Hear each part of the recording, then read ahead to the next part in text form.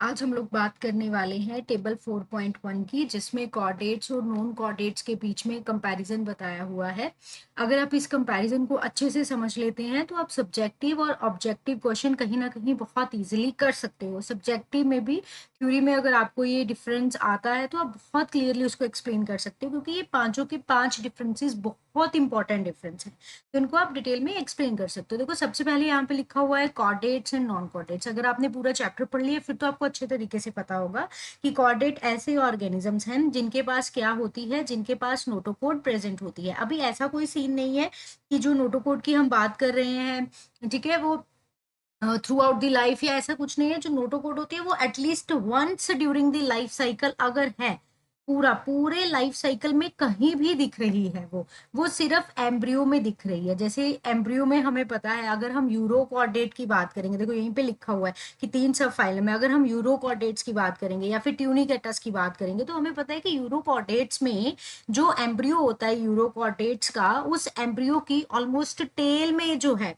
यहीं पे लिखा होगा, देखो एम्ब्रियो जो लार्वल स्टेज है, उस लार्वल स्टेज की टेल में दिखाई देता है। ठीक है, नॉट एम्ब्रियो, लार्वल स्टेज के टेल में दिखाई देगा। जबकि अगर हम सेफेलोपॉडेट की बात करेंगे तो ये हेड से ले करके टेल तक एक्सटेंड कर जाता है सेफेलोपॉडेट्स में, और through out the life process में रहता है। तो ऐसे हमारे पास डिफरेंट डिफरेंट एग्जाम्पल्स हैं। कहने का मतलब ये है कि पूरे लाइफ टाइम में अगर कहीं पे भी लाइफ की किसी भी स्टेज में अगर ये नोटोकोड दिख रहा है तो वैसे ऑर्गेनिजम्स को हम कॉर्डेट्स कहते हैं, और अगर नोटोकोड एब्सेंट है तो वैसे ऑर्गेनिजम्स को हम नॉन कॉर्डेट कहते हैं। जैसे कॉर्डेट्स में हमारे पास फिश है, फ्रॉग है, लिजर्ड है, बर्ड है, ह्यूमंस है, ये सारे कॉर्डेट्स हैं। अगर हम नॉन कॉर्डेट्स की बात करेंगे तो नॉन कॉटेट्स में हमारे पास अर्थवर्म है, कॉकरोच है, स्नेल है, स्टारफिश है, हाइड्रा है। तो कॉर्डेटा से पहले जितने भी हैं वो सारे के सारे क्या हो जाएंगे, नॉन कॉटेट्स हो जाएंगे। अभी हम ये नोटोकोड बार बार यूज कर रहे हैं, तो ये नोटोकोड है क्या? ये एक flexible road like sporting structure होता है जो कहाँ प्रेजेंट होता है, बॉडी की डोर्सल साइड पे प्रेजेंट होता है। ये ऊपर वाला जो डायग्राम दिया हुआ है, इस डायग्राम से आप क्लियरली देख सकते हो कि यहाँ पे ये वाला जो स्ट्रक्चर आपको दिखाई दे रहा है, ये ऊपर वाली साइड को, सन फेसिंग साइड को हम हमेशा डोर्सल कहते हैं, इस साइड को हम हमेशा वेंट्रल साइड कहेंगे। तो डोर्सल साइड के ऊपर एक flexible, keep it in mind, flexible but rod like structure जो दिखाई दे रहा है, जो बॉडी को सपोर्ट प्रोवाइड करता है, जो बॉडी को मूवमेंट में हेल्प करता है, जो एक तरीके का फर्स्ट इंटरनल स्केलेटल होता है, ये जो है इस पूरे स्ट्रक्चर को हम कहते हैं नोटोकोड। ठीक है, तो जो नोटोकोड होता है बहुत इंपॉर्टेंट है, क्योंकि ड्यूरिंग द डेवलपमेंट यही नोटोकोड है which induce the formation of neural tube. तो this is very very important. और अगर हम वर्टिब्रेट्स की बात करें, यहाँ पे अगर वर्टिब्रेट्स के साथ आपको कंफ्यूजन हो रहा है तो वर्टिब्रेट्स में क्या होता है, ये जो नोटोकोड है यही रिप्लेस या फिर आप मॉडिफाई भी लिख सकते हो, रिप्लेस या फिर मॉडिफाई हो करके ये क्या बन जाती है, ये बन जाती है vertebral column which is more and more flexible, जिसे यूजली बैकबोन भी कहते हैं। ओके, तो अगर तो नोटोकोड प्रेजेंट है तो कहेंगे कॉर्डेट्स, नोटोकोड एब्सेंट है तो कहेंगे non chordates. Second very very important point, देखो नॉन कॉर्डेट्स में ऐसे नहीं समझना आपने कि अगर नॉन कॉर्डेट्स में नोटोकोड नहीं है और हमने ऊपर कहा कि ये स्केलेटल सिस्टम का ऐसे हम बेस मान सकते हैं इसको, तो ऐसा नहीं कि उनके पास स्केलेटल नहीं है, अरे होता है, उनके पास एक्सोस्केलेटल होता है। देखो नॉन कॉर्डेट्स के पास क्या प्रेजेंट है, एक्सोस्केलेटल प्रेजेंट है। जैसे आपने इंसेक्ट्स में कॉकरोच पढ़ा होगा, तो कॉकरोच की बॉडी के ऊपर काइटिन से बना हुआ स्केलेटन मिलता है ना, है ना, तो दैट इज द एक्सोस्केलेटन। उसके अलावा हाइड्रोस्टैटिक स्केलेटन होता है अर्थवॉर्म में। इसके अलावा एंडोस्केलेटल भी होता है जो किसमें प्रेजेंट होता है, स्टारफिश में। तो ऐसी बात नहीं है कि नॉन कॉर्डेट्स के पास स्केलेटन नहीं है, वो डिफरेंट तरीके का स्केलेटन है, बट अगर नोटोकॉड प्रेजेंट है तो उनको हम कहेंगे कॉर्डेट्स। उसके बाद सेकेंड इंपॉर्टेंट जो पॉइंट यहाँ पे है that is central nervous system. Central nervous system अगर हम इसमें कॉर्डेट्स में बात करते हैं दैट इज डोर्सल, तो सबसे पहले उसकी पोजीशन बताई हुई है कि वो कहाँ पे प्रेजेंट है, दैट इज डोर्सल। तो अगर ये कॉर्डेट्स की कैरेक्टर को ही एक्सप्लेन कर रहा है डायग्राम, तो यहाँ पे अगर हम सेंट्रल नर्वस सिस्टम की बात करेंगे तो you can very clearly see कि वो किस साइड पे प्रेजेंट है, that is present on the dorsal side. फिर ये होलो होता है, खाली होता है, इसके अंदर एक कैविटी होती है जिसे हम सेंट्रल केनाल बोलते हैं। क्या बोलेंगे, सेंट्रल कैनाल अंदर से खाली है और सिंगल एक ही nerve cord, you can clearly see कि there is only and only one nerve cord, तो it is dorsal, it is hollow and it is single. dorsal का मतलब towards the back, sun facing back या dark side जो होती है उसे आप मान सकते हो, that is dorsal. और hollow का मतलब कि भाई इस में कैविटी खाली थोड़ी सी जगह होती है, सेंट्रल कैनाल होती है. और सिंगल तो आपको पता ही है कि there is only one nerve cord. ठीक है, कुछ भी टर्म आपको बीच में नहीं समझ आती है वो आप कमेंट सेक्शन में कमेंट में डाल दिया करो कि मैम ये वाली टर्म नहीं समझ आई है, मैं वहीं पे आपको बता दूंगी. फॉर एग्जांपल अगर हम यहाँ पे सेंट्रल नर्वस सिस्टम की बात करें तो हम अच्छे से जानते हैं कि हम ब्रेन की बात कर रहे हैं, हम स्पाइनल कोड की बात करें. हाँ, एक क्वेश्चन आपके माइंड में आ सकता है कि मैम वाई होलो, क्यों? क्योंकि ये जो कैविटी होती है ना, इस कैविटी के अंदर सेरिब्रोस्पाइनल फ्लूइड होता है, which is very very important. जो हम खाली जगह बार बार बोल रहे हैं, यहाँ पे मैं थोड़ा लिख देती हूँ. हमने कहा कि जो सीएनएस है, जो सेंट्रल नर्वस सिस्टम है, वो डोर्सल तो आपको समझ आ गया. अभी जब हम बार बार होलो कह रहे हैं तो आपको क्वेश्चन आ सकता है कि मैम क्यों खाली, क्यों? क्योंकि इसके अंदर होता है सेरिब्रो स्पाइनल फ्लूइड. क्या होता है ये सेरिब्रो स्पाइनल फ्लूइड, जिसे CSF कहीं पे लिखा हुआ आपको मिल सकता है.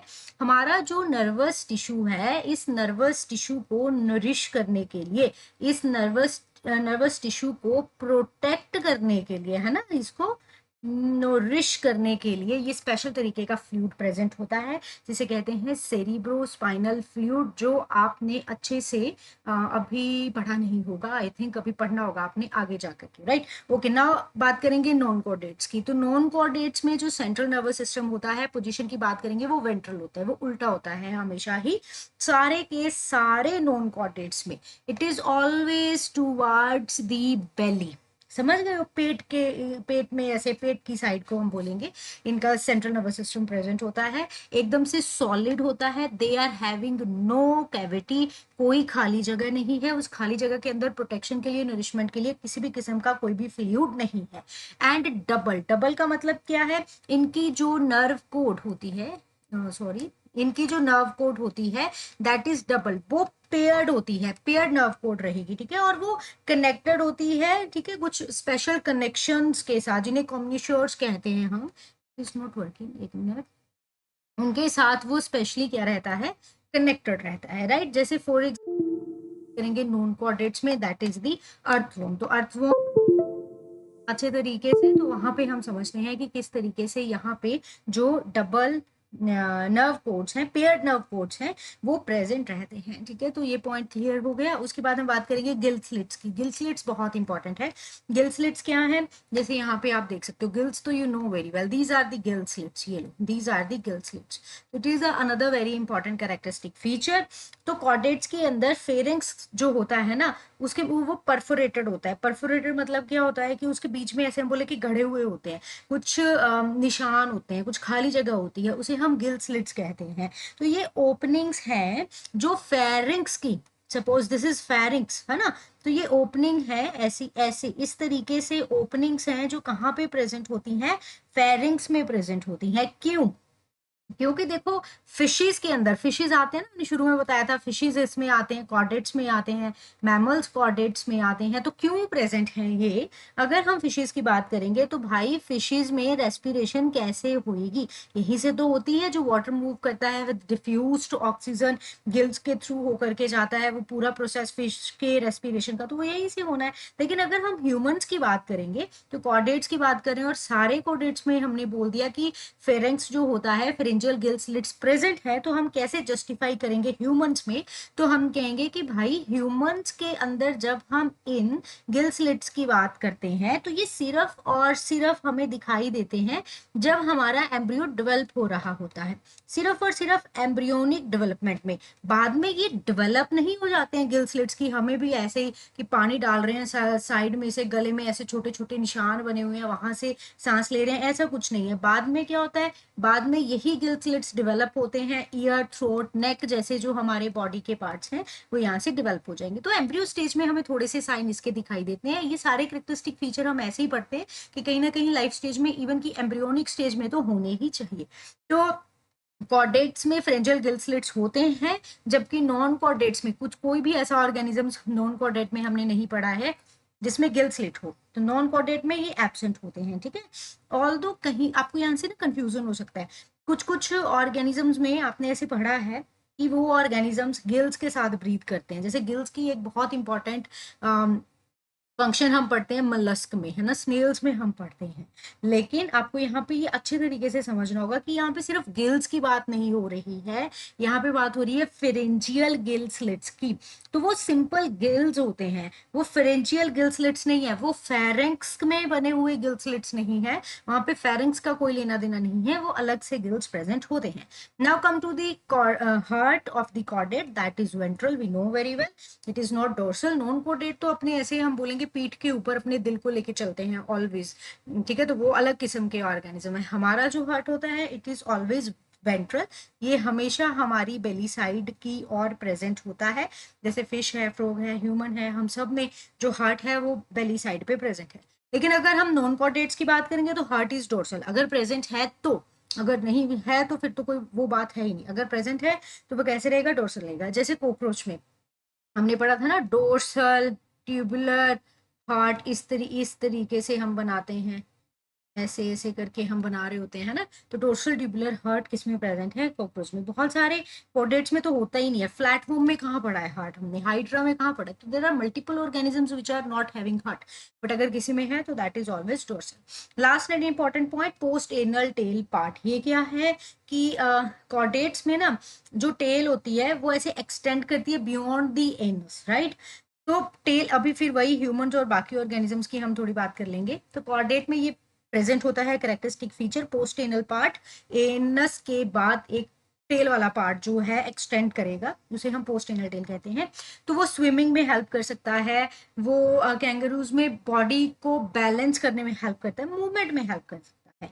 ह्यूमन में फिर अगर मैं ह्यूमन की बात करूं तो आपको होगा कि मैं हमारे में कहाँ है टेल, हम भी तो कॉर्डेट्स है ना। तो ह्यूमन में ये अगेन कहाँ तक होता है, सिर्फ एम्ब्रियोनिक स्टेज तक ही प्रेजेंट होता है, उसके बाद ये रिग्रेस हो जाता है, उसके बाद ये कॉकिक्स बना देता है, जो आप लोकोमोशन वाले चैप्टर में लर्न करोगे जब आप वर्टिब्रल कॉलम पढ़ रहे होंगे। और फिर इसी को हम टेल बोन बोलते हैं। तो हम में ये बहुत ही रिड्यूस्ड है, डेवलप्ड नहीं है, सिर्फ एम्ब्रियो स्टेज में दिखता है। तो आपको याद रखना है, there are two characteristic features among the chordates जो आपको सिर्फ और सिर्फ एम्ब्रियोनिक स्टेज में दिखाई देंगे। एक है फेरेंजियल गिल स्लिट्स और दूसरा है पोस्ट एनल टेल। जबकि जो नोटोकोड वाला पार्ट है, अगर हम ह्यूमंस की बात करेंगे तो वो तो कंप्लीटली मॉडिफाई हो जाता है, और वो मॉडिफाई हो करके क्या बना देता है, वर्टिब्रे बना देता है, वर्टिब्रेट में ये सारा कुछ आ जाता है, ठीक है। नॉन कॉर्डेट में पोस्ट एनल टेल एब्सेंट है, कुछ एनिमल्स हैं जिनके पास टेल लाइक स्ट्रक्चर होता है, but that do not extend beyond the anus, so हम उसको ट्रू पोस्ट एनल टेल नहीं कहेंगे। अगर किसी के माइंड में आ रहा है कि ma'am there are non chordates, I know those non chordates जिनमें पूंछ जैसा कुछ दिखता है, but that is not a true post anal tail, ठीक है। तो ये कुछ करेक्टरिस्टिक फीचर्स हैं, इनको आपने याद रखना है, बहुत इजी है। किसी को नहीं याद हो रहा है तो वो ऐसे भी याद कर सकता है। देखो वैसे तो ये बहुत इजी है करेक्टर्स, मुझे नहीं लगता इसमें कोई ट्रिक की जरूरत है, बट स्टिल किसी को नहीं हो रहा है तो NHGHT कर लेना। N से नोटोकोड याद करना, H से हार्ट, G से गिल स्लिट याद करना, H से फिर होलो नर्व कोड याद कर लेना, और T से आप पोस्ट एनल टेल याद कर लेना। ये कुछ क्वेश्चंस हैं। अगर हम मैं नीट की यहाँ पे बात करूंगी तो नीट में कैसे क्वेश्चन आपको पूछ सकते हैं, इस टेबल में से पूछ सकते हैं कि कौन सा करेक्टरिस्टिक फीचर कॉर्डेट में है या नहीं है। एक तो डायरेक्टली ऐसे पूछ सकते हैं, या फिर ये पूछ सकते हैं कि जो नोटोकोड है वर्टिब्रेट्स में वो किस तरीके से रिप्लेस होती है, तो हम कहेंगे वर्टिब्रल कॉलम के साथ रिप्लेस हो जाती है। हार्ट की पोजीशन पूछ सकते हैं, कहाँ पे वेंट्रल है। गिल स्लिट्स के बारे में पूछ सकते हैं कि जो ह्यूमंस हैं उनमें गिल स्लिट्स किस स्टेज पे, लाइफ साइकिल की किस स्टेज पे दिखाई देते हैं। या फिर ये भी पूछ सकते हैं which of the following feature is और is not a feature of chordate. जैसे यहाँ पे स्टेटमेंट वाइज में आ सकता है कि central nervous system of chordate is dorsal, solid and single. तो वहां पे आपको ध्यान रखना होगा it is dorsal, hollow and single. तो ऐसे ही कुछ क्वेश्चंस आपको इस पूरे टेबल में से आ सकते हैं। फिर भी आपको अगर कोई डाउट है तो आप वो कमेंट सेक्शन में अपना डाउट लिख देना। क्लासेस के रिलेटेड अगर आपको कुछ करना है, कोई डाउट है, कोई क्वेरी है, तो वो आप मेल कर सकते हो। Thank you so much.